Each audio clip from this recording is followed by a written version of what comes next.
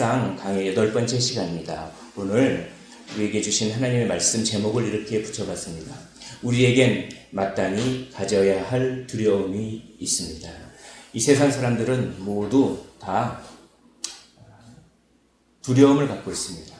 그러나 성경은 우리에게 어떤 종류의 두려움은 가져야 하고 또 다른 어떤 종류의 두려움은 갖지 말라고 합니다. 사람들은 두려움 때문에 그렇게 인생을 이 두려움에 사로잡혀서 살고 있습니다. 그때 성경은 그 두려움에 대해서 뭐라고 말하는지 오늘 본문을 통해서 한번 그것을 얘기해 보고자 합니다. 마땅히 가져야 할 두려움을 가지십시오. 그러나 가져야 할 필요가 없는 두려움을 애써 가지지 마시기를 바랍니다. 라고 오늘 본문이 이야기하고 있습니다. 하나님은 우리를 버리셨을까? 우리는 여전히 하나님의 백성인가? 이것은 언약궤를 뺏긴 백성들의 질문이었습니다. 또 이런 질문도 있죠. 이제 어떻게 제사를 드려야 하는가? 왜냐하면 1년에 한 번씩 온 백성의 죄를 다 사하는 그런 대속죄일에는 대제사장이 들어가서 그 언약궤 위에다가 피를 뿌려야 되는데 언약궤를 뺏겼습니다. 어디다 피를 뿌립니까? 도대체. 그럼 우리의 죄가 계속 남아있는데 속죄를 못했는데 1년 동안의 죄가 남아있는데 어떻게 부정한 몸으로 또 제사를 드릴 수가 있겠습니까? 뭐 이런 문제들이 언약궤를 뺏긴 그런 정체성 문제죠. 그런 이스라엘 백성들에게 있었습니다. 그런데 이스라엘은 패했으나 하나님은 승리하십니다. 이스라엘은 패해서 언약궤를 빼앗겼지만 그 언약궤에 임재하시는 하나님의 능력으로 말미암아 그 언약궤를 빼앗긴 블레셋 사람들의 다곤신이 넘어져서 머리와 그 손목이 부러지고 그 심한 전염병들이 막 돌고 막 그러니까 법궤를 막 결국은 이스라엘로 돌려보냅니다. 여러분, 이스라엘은 패했으나 하나님은 승리하시는 줄 믿습니다. 이 시간 교회가 위축되고 있고 그리스도인들이 뭔가 그리스도인인 걸 조금 부끄럽게 생각할 정도로 위축되고 있고 그러나 거기에 우리가 돌아봐야 할 것은 있지만 궁극적으로 하나님이 승리하신다는 것을 믿으시기를 원합니다. 하나님이 승리하셨다는 것을 우리가 예수님께서 부활하셨다라고 하는 것에서 가장 강력한 증거를 받습니다. 사망 권세를 이기시고 부활하신 그 예수님, 그러므로 그 부활을 우리에게 주셨으므로 순간순간 넘어지고 실패하고 패할 수 있지만 궁극적으로 하나님이 승리하신다는 것을 믿으며 참 소망 가운데 사시기를 주님의 이름으로 축원을 드립니다. 여기 보면 이제 언약궤가 어떻게 이동됐는지 이 지도를 통해서 우리가 살펴볼 수 있습니다. 여기 보시면 실로에서 언약궤가 있었는데 이 언약궤를 이렇게 이 아벡 근처 아벡에서 진을 치고 있었죠. 블레셋이 여기 한 요쯤 에베네셀에 이렇게 언약궤를 갖고 왔는데 전쟁에서 져서 이 도로를 따라서 아스돗으로 갑니다. 아스돗에 다곤신이 있었죠. 그런데 거기서 하나님께서 재앙을 불러일으키시니까 이들이 가드로 옮깁니다. 이 가드는 힘을 의지하는 것이라고 말씀드렸죠. 그러자 여기서 더 큰 재앙을 주시니까 에그론으로 갑니다. 에그론에는 바알세붑이라고 치료를 의지하는 마음이 있다고 말씀드렸습니다. 그러자 또 하나님께서 엄청난 재앙을 그렇게 퍼부어 주시니까 그제서야 완악한 마음을 버리고 이제 법궤를 도로 돌려가라 라고 하면서 이 에그론에서 벳세메스로 가고 이 벳세메스는 블레셋과 이스라엘의 국경 지역입니다. 그러나 이스라엘 땅이죠. 이 벳세메스에서 가고 여기서 사건이 일어납니다. 여기서 하나님의 언약궤를 가볍게 여기고 언약궤를 들여다보기 때문에 베세메스에서 다시 기럇 여아림으로 이렇게 옮기는 이 과정이 이렇게 펼쳐지게 되는 것입니다. 신기한 것은 예루살렘으로 점점 가까워지고 있죠. 이 기럇 여아림에서 대략 70에서 80년 정도 있다가 다윗이 언약궤를 예루살렘으로 옮겨갑니다. 하나님의 어떤 놀라운 섭리를 여기서 볼 수가 있는 것입니다. 자, 언약궤를 이제 이동할 준비를 합니다. 한마디로 이겁니다. 한마디로 최선의 예우를 다합니다. 완전히 태도가 바뀌었죠. 언약궤를 뺏어올 때는 무슨 포로 잡듯이 그렇게 뺏어왔는데 이제는 그 언약궤에 임재하신 하나님의 능력을 보니까 이제 함부로 할 수 없는 거예요. 그래서 언약궤를 보낼 때 나름의 최선의 예우를 다해서 이렇게 언약궤를 보내는 그런 모습을 봅니다. 오늘 보십시오. 1절 보시면 여호와의 궤가 블레셋 사람들 지방에 있은 지 7달이라. 7달 동안 있었는데 보십시오. 전염병이 7달이 있는데도 완악한 것이 잘 안 풀려요. 겨우 그냥 하나님께서 강하게 하셔서 그렇게 법궤를 이동하게 되는 것을 봅니다. 그때 이동할 때 그들이 이제 블레셋 사람들이 그들의 제사장들과 복술자들을 불러서 물어봅니다. 어떻게 물어보냐면 그것을 어떻게 그 있던 곳으로 보낼 것인지 단순히 어떤 방법을 의미한다기보다는 이거는 이렇게 번역할 수가 있습니다. 우리가 무엇을 그 궤와 함께 보낼 것인지, 그러니까 공짜로 보내면 안 될 것 같다는 생각을 한 거예요. 그러니까 언약궤를 그냥 보내면 안 돼. 뭔가 예물을 줘서 보내야 되겠다. 벌써 태도가 달라졌죠. 그렇게 이들이 하나님의 능력을 경험한 겁니다. 벌써. 그래서 거저 보내지 말고 속건제를 드려야 됩니다. 라고 이야기를 합니다. 태도가 변화됐습니다. 속건제는 여러 가지 의미가 있지만 여기서는 보상하겠다 이런 뜻입니다. 보상하겠다. 얼마나 태도가 바뀌었습니까? 궤를 그냥 돌려보내는 것이 아니라 우리가 보상하겠습니다. 그들이 얼마나 하나님의 능력에 압도되었으면 얼마나 그랬으면 이런 태도가 변화가 있었을까요? 뿐만 아닙니다. 이런 얘기도 합니다. 5절에 보면 이스라엘 신께 영광을 돌리라. 이스라엘 신께 영광을 돌리라. 이런 말도 합니다. 단지 보상만 하는 게 아니라 또 5절을 계속 보면 그가 혹 그의 손을 너희와 너희의 신들과 너희 땅에서 가볍게 하실까?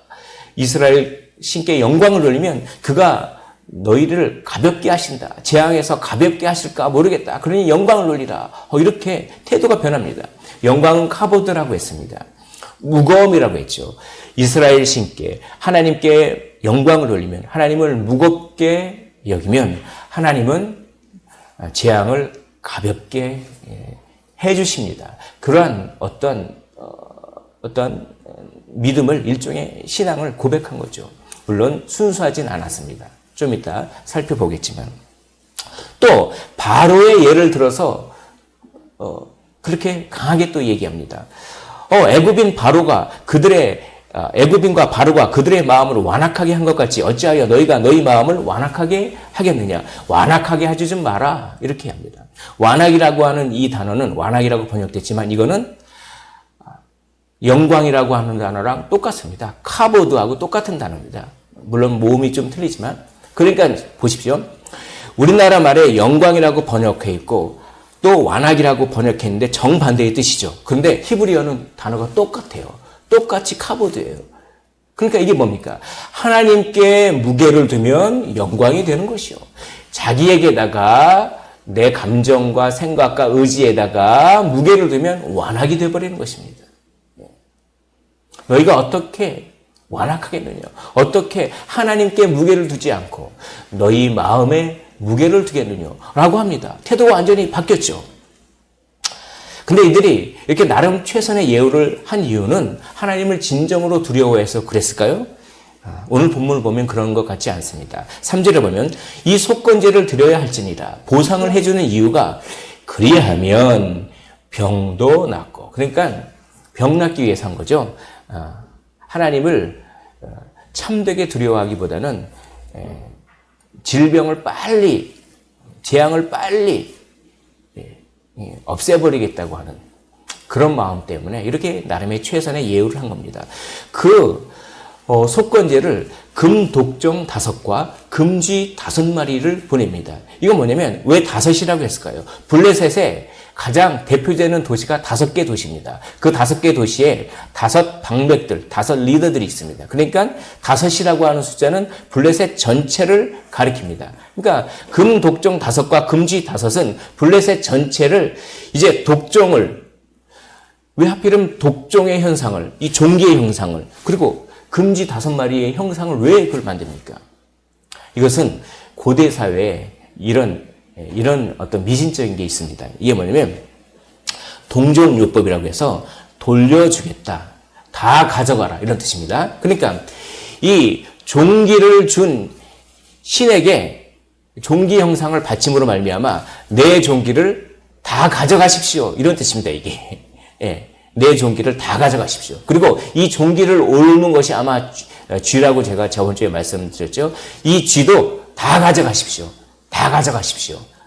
그래서 이 우리 땅에서는 없어지고 이스라엘 땅으로 다 가져가십시오. 뭐 이런 뜻이 담깁니다. 그러니까 뭡니까? 이게 보상의 형태긴 하지만 어찌 보면 보상이 아닌 거죠.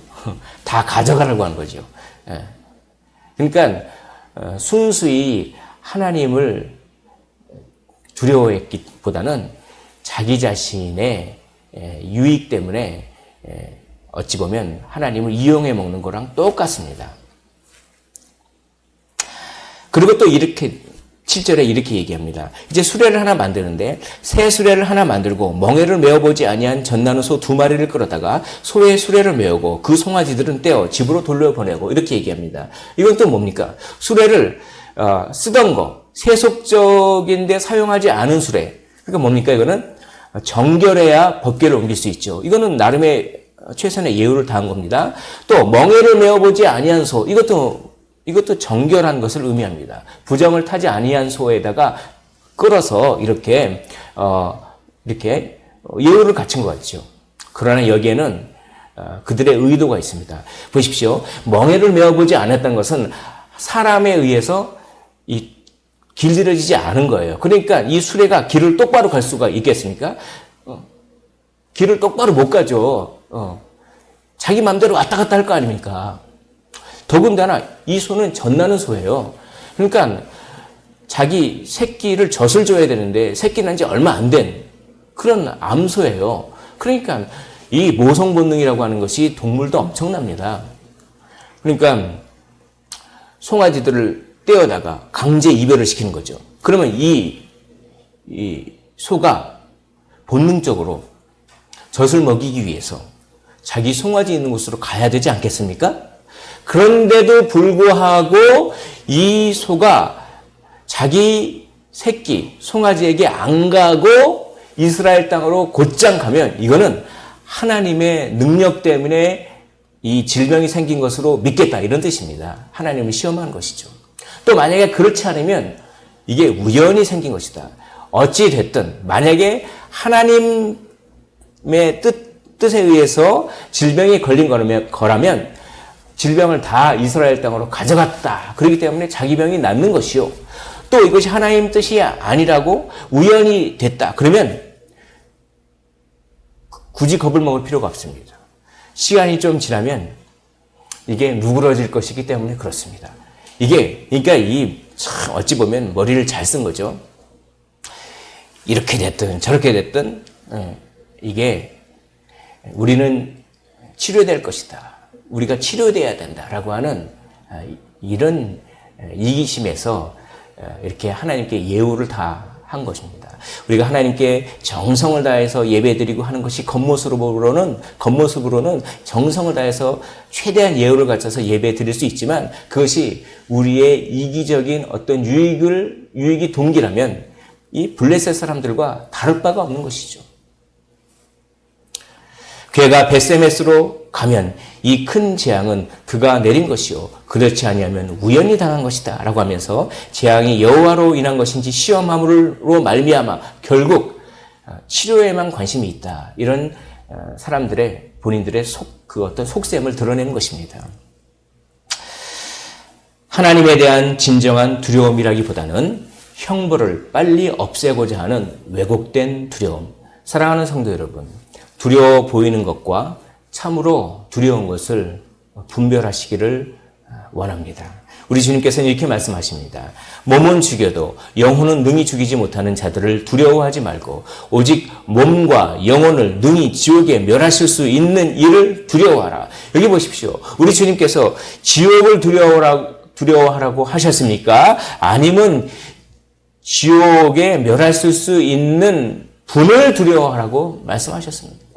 지옥을 두려워하기보다는 지옥을 주실 수 있는 그 주권자 하나님을 두려워하라고 하는데, 지옥이 무서워서 하나님을 믿는다면은 이것은 성경적이지 못합니다.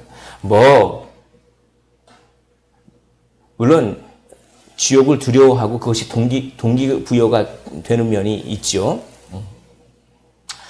14만 4천에 못 든다고 해가지고 그 지옥이 두려워서 그것 때문에 그냥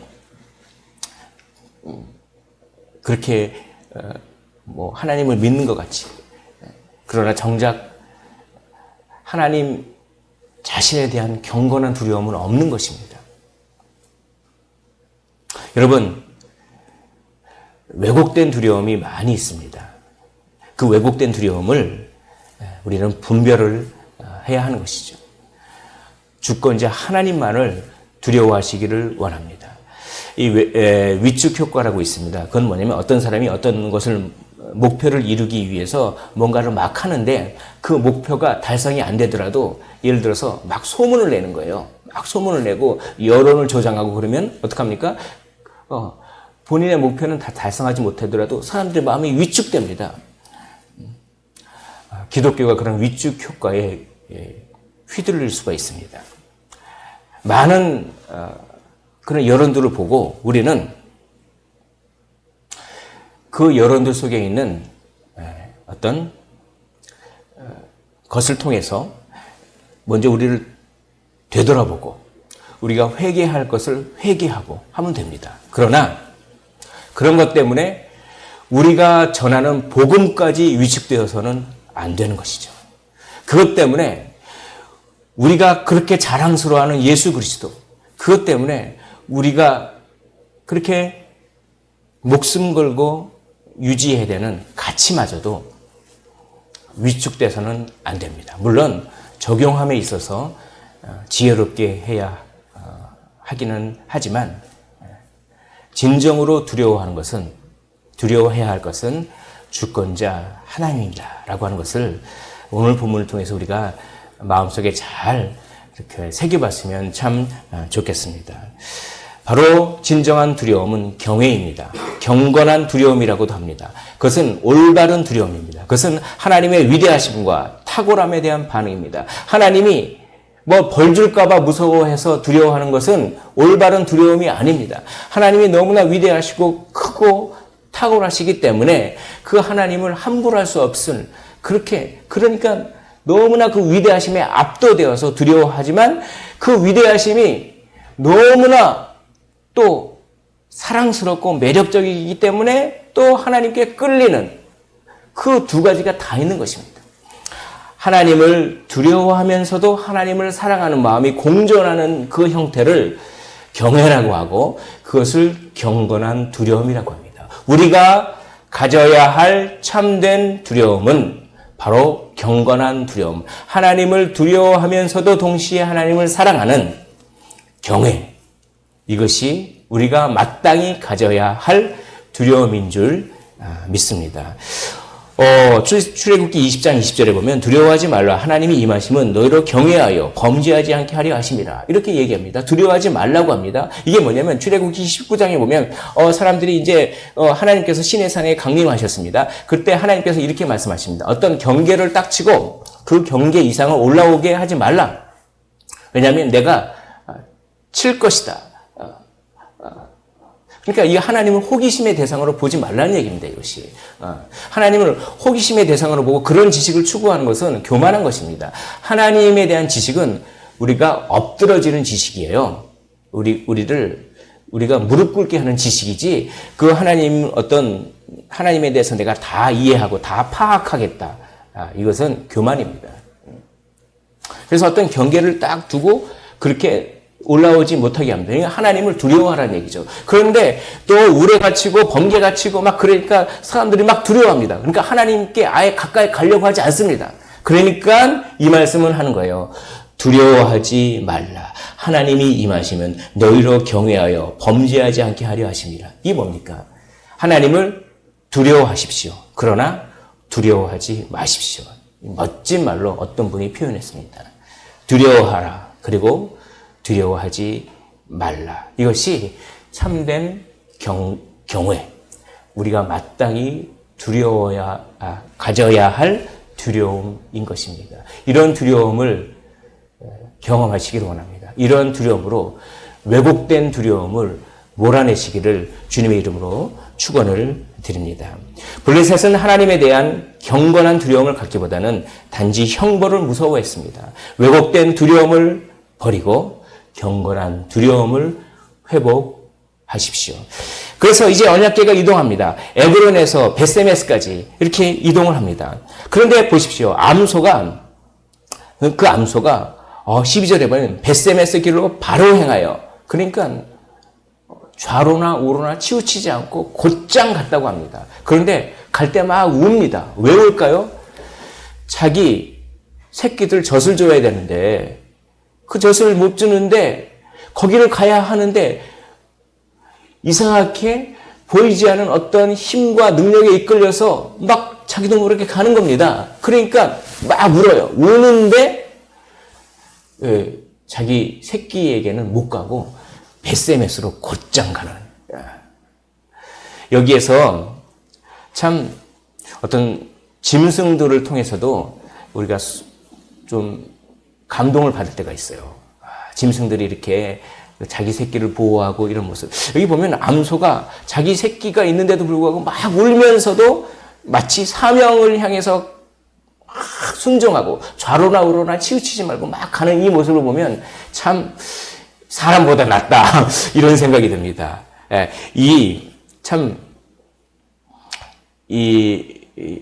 그 사무엘서 기자가 우리에게 이렇게 얘기하는 것 같아요. 소만큼도 못한 그런 행동을 하지 말라. 이런 소만큼도 못한.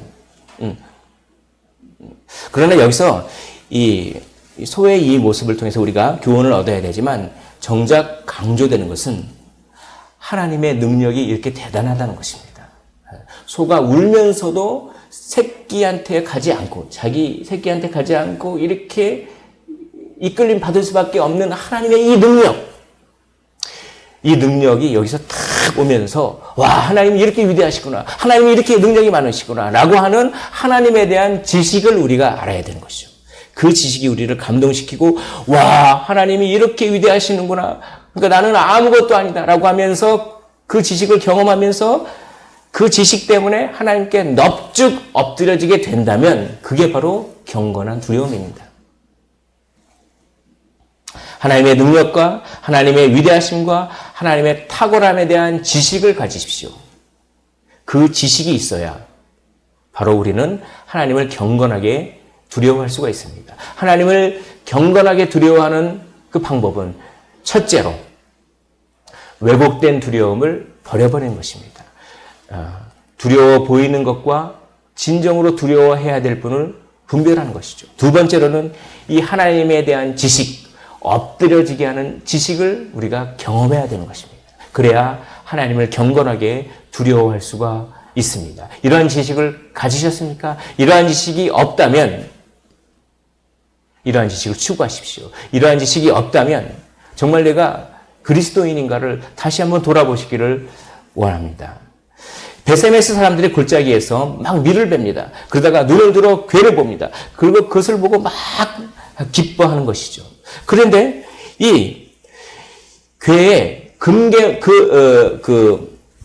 법궤만 있는 것이 아니라 금독종과 금쥐도 있었습니다. 그런데 원래 금쥐가 5마리를 보내야 된다 이렇게 얘기했죠. 근데 실제로 5마리가 아닙니다. 오늘 18절에 보면 금쥐들은 견고한 성읍에서부터 시골의 마을들까지 블레셋 사람들의 모든 성읍에 수대로 있었다. 그러니까 5개만 있는 것이 아니라 블레셋 사람들의 성읍의 시골 마을까지 성읍의 모든 수만큼 가득 금쥐들이 있었다는 것입니다. 이걸 보면서 와, 정말 블레셋 사람들이 급하긴 급했나 보다. 하나님의 영광이 이렇게 대단하구나. 하나님의 능력이 이렇게 대단하구나. 라고 하면서 하나님에 대한 능력과 이 영광, 그 위대하심에 대한 지식이 이런 말씀을 읽으면서 싹 오면서 하나님께 엎드려질 마음이 생깁니까? 그것이 바로 참된 지식이죠. 하나님을 경건하게 두려워하는 그런 지식인 것입니다. 그래서 이사야 선지자는 소는 그 임자를 알고 나귀는 그 주인의 구유를 알건만은 이스라엘은 알지 못하고 소도 안다 임자를 나귀도 그 주인의 구유를 안다. 그런데 너희들 주인은 몰라보는구나. 너희들의 주인은 여호와 하나님을 모르는구나. 제발 좀 알라. 지식을 가지라. 경건한 지식을 가지라고 하는 겁니다. 엎드려지는 지식을 가지라고 하는 이야기인 것입니다. 여호와를 알자, 힘써 여호와를 알자라고 호세아 선지자는 말씀하고 있습니다. 나는 인애를 원하고 제사를 원하지 아니하며 번제보다 하나님을 아는 것을 원하노라라고 이야기합니다. 번제보다 형식적인 예배보다 하나님을 아는 것을 더 원합니다. 하나님에 대한 참된 지식을 갖기를 원합니다. 특별히 예수 그리스도를 통해서 하나님에 대한 참된 지식을 우리는 알 수가 있습니다. 성경 곳곳에는 예수 그리스도에 대한 예표가 있습니다. 오늘 금쥐와 금독종도 예수님을 예표합니다. 아까 금쥐와 금독종은 뭘 상징한다고 말씀드렸죠? 다 가져가라 이겁니다. 나의 괴로움을, 나의 아픔과 병들을 다 가져가라. 이것이 금쥐와 금독종들 아닙니까? 그런데 그런 분이 계십니다. 우리의 죄를 다 가져가신 분이 계십니다. 우리의 연약함을 다 가져가신 분이 계십니다. 우리의 죄인이라고 하는 신분을 다 가져가신 분이 계십니다. 그분이 바로 예수 그리스도시죠. 바로 아사셀 염소입니다. 아사셀 염소는 이스라엘의 모든 죄를 그 염소에게 뒤집어 쓰인 다음에 저 광야로 보내버립니다. 그리고 낭떠러지에 떨어서 죽게 만드는 것입니다. 이게 뭡니까? 우리의 죄를 다 가져가라는 것입니다. 그 아사셀 염소가 바로 예수 그리스도시죠. 예수 그리스도는 2번 죽으셨습니다. 첫째로 성전 안에서 먼저 사형 선고를 받으셨습니다. 그러니까 죽은 거나 마찬가지입니다. 그리고 실제로 죽기는 성전 밖에서 골고다에서 십자가에 못 박혀 죽으셨습니다. 아사셀 염소가 되셨습니다. 우리의 죄를 다 가져가셨습니다. 우리의 연약함을 다 가져가셨습니다. 우리의 죄된 신분을 다 가져가셨습니다. 그래서 히브리서 기자는 이렇게 말씀합니다. 예수도 자기 피로써 백성을 거룩하게 하려고 성문 밖에서 고난을 받으셨느니라. 우리의 죄악을 다 가져가셨어요. 우리를 거룩하게 하려고. 거룩한 신분을 주시려고. 그래서 예수님이 금쥐가 되셨어요. 예수님이 금독종이 되셨어요. 예수님이 노뱀이 되셨어요. 예수님이 아사셀 염소가 되셨어요. 그래서 우리의 모든 죄를 다 버리셨어요. 그리고 예수님의 거룩한 신분을 우리에게 주셨어요. 우리의 신분, 죄된 신분은 없어지고 우리는 거룩한 신분을 덧입게 됐습니다. 이것을 보면서 아멘이 나오십니까? 하나님이 너무나 사랑이 탁월하고 자기 아들을 죽이기까지 하나님은 공의로우신 분이다. 하나님의 위대하심과 탁월하심이 느껴지십니까? 거기에 엎드려지고 싶은 마음이 생기십니까? 그러면 경건한 두려움을 갖게 하는 지식을 가지신 것입니다. 이 지식을 추구하시기를 주님의 이름으로 축원을 드립니다. 하나님의 위대하심과 탁월함에 대한 지식이 있기를 원합니다. 엎드려지는 감동과 엎드려지는 지식을 경험하시길 원합니다. 그래서 경건한 두려움을 회복하십시오. 이제 언약궤가 또다시 이동합니다. 벳세메스에서 기럇 여아림까지. 참 벳세메스도 이스라엘 땅이고 기럇 여아림도 이스라엘 땅인데 왜 같은 이스라엘 땅에서 옮겨야 됩니까? 이 벳세메스 사람들이 언약궤를 앞서서 말씀드렸다시피 너무 가볍게 여기고 호기심에 궤를 들여다봤기 때문에 그렇습니다. 그러니까 하나님께서 징계를 내리셔서 크게 살육을 하셨죠. 크게 죽이셨습니다. 오늘 19절에 보면 베스메스 사람들이 여호와의 궤를 들여다본 까닭에 그들을 치사 크게 살육하셨으므로 백성이 슬피 울었더라. 괴가 들어올 때는 막 기뻤습니다. 와, 이제 하나님이 우리 편 다시 되셨구나. 막 기뻤습니다. 그런데 그 괴 때문에 백성이 다시 슬피 울게 되는 그런 아이러니가 여기 있습니다. 기쁨이 슬픔으로 바뀝니다. 왜 그들은 호기심에 그렇게 괴를 들여다보게 됐을까요? 그것은 하나님의 임재를 의식하는 임재의식이 하나도 없었어요. 이 법궤는 여기 하나님이 계신 곳이라고 하는 그런 의식이 하나도 없었어요. 그저 법궤는 도구일 뿐이었습니다. 우리를 승리하게 하는 도구일 뿐이었어요. 그러니까 하나님에 대한 임재의식이 없으니까 교회에 뭐 있나? 뭐 호기심이 발동하고 그렇게. 그런데 법궤를 단지 승리의 도구로 인식해서 하나님을 이용하려는 마음은 7개월 전에도 있었습니다. 7개월 전에도 법궤를 하나님의 도구로, 그냥 하나님의 임재가 아니라 하나님의 도구로, 승리를 위한 도구로 법궤를 그냥 가져오다가 하나님을 이용해 먹으려고 하는 그런 마음 때문에 하나님께서 진노하셔서 패하게 하시고 법궤가 뺏기지 않았습니까? 7개월 전에 있었던 마음이 변하지 않은 거예요. 회개하지 않았습니다. 회개하지 않으면 하나님을 경건하게 두려워할 수가 없어요. 우리가 하나님에 대한 지식을 알고 있어도 회개하지 않으면 그 지식이 제대로 효과를 발휘할 수가 없습니다. 회개하지 않았기 때문에 이들은 하나님의 임재를 의식하지 않았고 그리고 법궤를 가볍게 여겨 그래서 법궤 안을 들여다보게 되는 그런 우를 범하게 됩니다. 이스라엘이라고 해서 법궤가 당연한 것은 아닙니다. 하나님은 자유로우신 분입니다. 내가 원하는 대로 무조건 해주시는 분이 아니십니다. 그 하나님을 두려워하십시오. 그 주권자 하나님을 두려워하셔야 되는 것입니다. 하나님의 백성이라도 징계를 주시며 회개와 대가를 요구하십니다. 그러므로 우리가 회개합니다. 제가 회개를 위해서 3가지 것을 점검하기를 한번 권면해 드립니다. 습관을 점검하십시오. 우리의 습관 속에서 우리도 모르게 다른 사람을 힘들게 하는 습관이 생각보다 많습니다.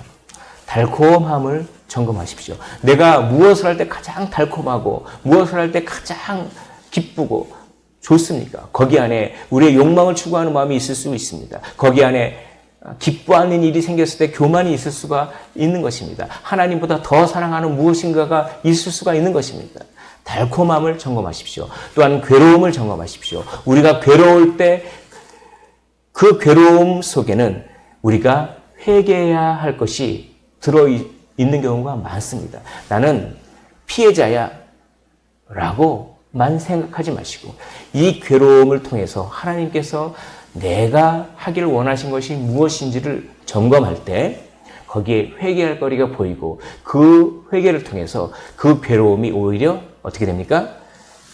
그 괴로움에서부터 치유가 될 수 있는 것입니다. 습관을 점검하십시오. 달콤함을 점검하십시오. 괴로움이 올 때, 짜증이 올 때, 불평이 올 때, 원망이 올 때 그것을 점검하시기를 원합니다. 늘 하던 행동이 타인을 힘들게 할 수 있습니다. 기뻐하거나 좋아할 때 괴롭고 원망이 불처럼 타오르는 순간 그 순간 기뻐하고 좋아할 때 그냥 기뻐하고 마냥 기뻐하고 좋아하는 것이 아니라 괴롭고 원망이 불처럼 타오를 때 불같이 뭔가를 하는 것이 아니라 그 순간 우리가 할 수 있는 최대한의 속도를 내서 최대한 빨리 회개할 것이 있는지 살피십시오. 이 회개를 통해서 경건한 두려움이 회복되는 것입니다. 항상 옳은 것이 문제입니다. 내가 전적으로 옳거나 적어도 꽤 많이 옳다는 생각, 그런 신념 속에 진정으로 깊이 회개해야 할 완악함이 들어 있습니다. 사실 이건 내가 옳아, 이런 생각과 이런 행동과 이런 말들은 내가 옳은 거야 라고 하는 그것 속에 사실은 하나님의 영광을 저버리게 하는 것이 많습니다. 내가 전적으로 옳거나 적어도 꽤 많이 옳다는 생각은 습관에 그것이 담겨 있습니다. 달콤함에 그것이 담겨 있습니다. 괴로움 속에 이런 생각이 담겨 있는 것이죠.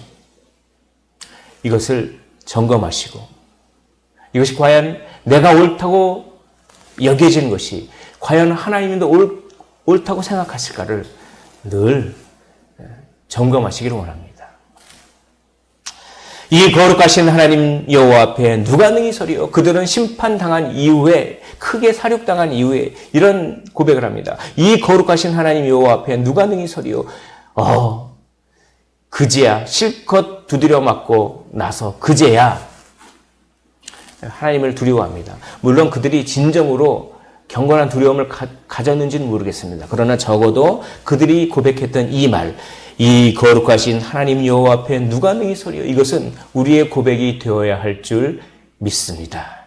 거룩하신 하나님, 탁월하신 하나님, 위대하신 하나님에 대한 지식을 경험한 사람이 그 하나님께 엎드려져서 누가 능히 서리요? 라고 하는 이 경건한 두려움, 그것은 깊은 회개를 통하여 옵니다. 경건한 두려움을 깊은 회개를 통하여 회복하시기를 원합니다. 이제 우리는 이 교회를 담당할 수가 없습니다. 그래서 이 기레한 여아린 사람들 보고 내려와서 교회를 옮겨가라고 합니다. 왜 하필은 기레한 여아린 사람들일까요?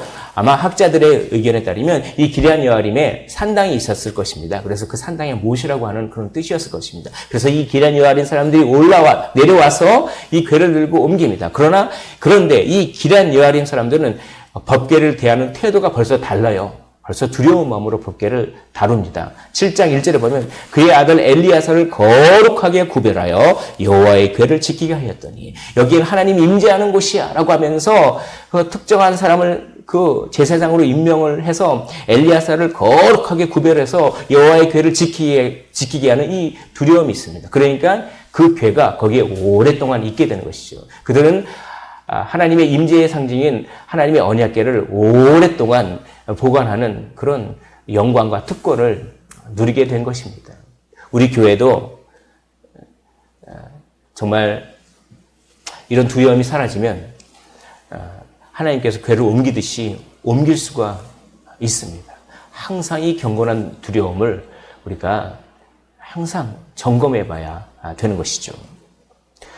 궤가 기럇 여아림에 들어간 날부터 20년 동안 오래 있은지라 얼마나 좋습니까? 이스라엘 온 족속이 여호와를 사모하니라 라고 되어 있습니다. 그런데 여기서 한 가지 질문이 듭니다. 궤가 기럇 여아림에 20년 동안 있다고 했는데 사실 아까 제가 말씀드렸지만 이 기럇 여아림부터 시작해서 다윗이 예루살렘으로 법궤를 옮기지 않습니까? 그것이 역사적인 시간을 따져보면 한 7, 80년 정도 돼요. 그러니까 궤가 기럇 여아림에 있은 지 70년이나 80년 정도 되는데 여기서는 왜 궤가 기럇 여아림에 들어간 날부터 20년 동안 있었다라고 합니까? 이것을 그 히브리어 원문을 번역하는 것을 조금 다르게 번역할 수가 있습니다. 학자들의 의견은 이렇습니다. 궤가 기럇 여아림에 들어간 지 20년이 지난 후에야 이스라엘은 비로소 여호와를 사랑했다. 그러니까 이겁니다. 궤가 기럇 여아림에 들어간 후 20년이 지날 때는 궤를 두려워하긴 했지만 여호와를 사랑하는 마음이 안 생겼다가 그 20년 이후부터 뭔가 여호와를 사랑하는 그런 식으로 우리가 한번 생각해 볼 수가 있는 것이죠. 여기서 우리는 어떤 원리를, 어떤 교훈을 우리가 여기서 알 수가 있습니다. 여호와를 사랑하라. 마음을 다하고 생명을 다하고 목숨을 다해서 여호와를 사랑하라. 저는 여호와를 사랑하고 싶습니다. 근데 어떻게 사랑할까요, 도대체? 내가 여호와를 사랑하는지 모르겠습니다. 여호와를 사랑하는 감정이 생기는 그 감정이 안 생깁니다. 아니면 감정이 생긴다고 다 여호와를 사랑하는 걸까요? 여호와를 사랑하는 것의 시작은 여호와를 두려워하는 것입니다. 여호와를 두려워하지 않고 그냥 감정적으로 여호와를 사랑한다고 하는 그런 어떤 자기 암시와 자기 최면, 이것은 사랑이 아닙니다. 나는 여호와를 어떻게 사랑해야 될지 모르겠습니다. 성경에서는 하나님을 사랑하라, 사랑하라. 다른 사람들은 뭐 하나님을 사랑하는 것 같고 그렇게 막 감동을 받는 것 같지만 저는 잘 모르겠습니다. 이런 분들에게 제가 말씀드립니다. 하나님을 먼저 두려워하십시오. 그러면 하나님을 사랑하게 되는 것이에요. 괴가 기럇여림에 들어간 지 20년이 지난 후에야 이스라엘은 비로소 여호와를 사랑했다. 경건한 두려움이 하나님을 사랑하게 합니다. 왜곡된 두려움은 그 두려움의 대상을 피하게 만들어요.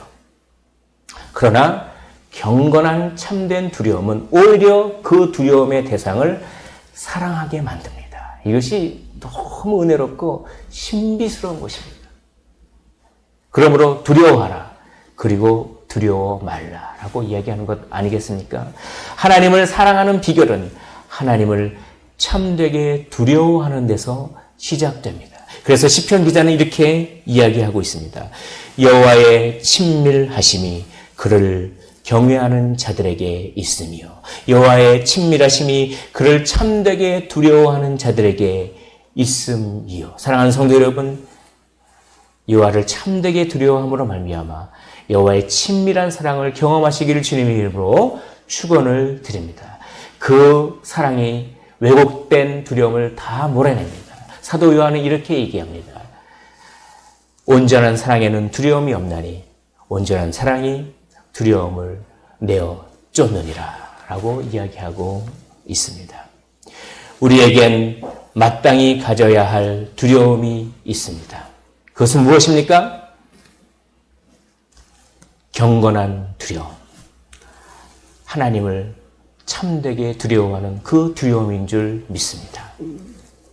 경건한 두려움을 갖기 위해서 세 가지를 말씀드렸습니다. 첫째, 왜곡된 두려움을 버리십시오. 두려워 보이는 것과 참으로 두려워해야 할 분을 구별하시고 분별하시고 참된 두려움으로 왜곡된 두려움을 극복하시기를 원합니다. 두 번째, 하나님의 위대하심과 탁월함에 대한 지식, 엎드러지는 지식을 소유하시기를 원합니다. 그리고 깊은 회개를 하십시오. 우리의 습관을 점검하십시오. 우리의 달콤함을 점검하십시오. 우리의 괴로움을 점검하십시오. 이 깊은 회개를 통해 경건한 두려움을 갖기를 원합니다. 우리에게 마땅히 가져야 할 두려움이 있습니다. 그것은 경건한 두려움, 왜곡된 두려움을 버리고 엎드려지는 지식과 깊은 회개를 통해 경건한 두려움을 가지시고 그 경건한 두려움을 갖는 자에게 허락하시는 하나님의 친밀한 사랑을 맛보시기를 주님의 이름으로 축원을 드립니다. 이 거룩하신 하나님 여호와 앞에 누가 능히 서리요. 우리 시간 찬양하고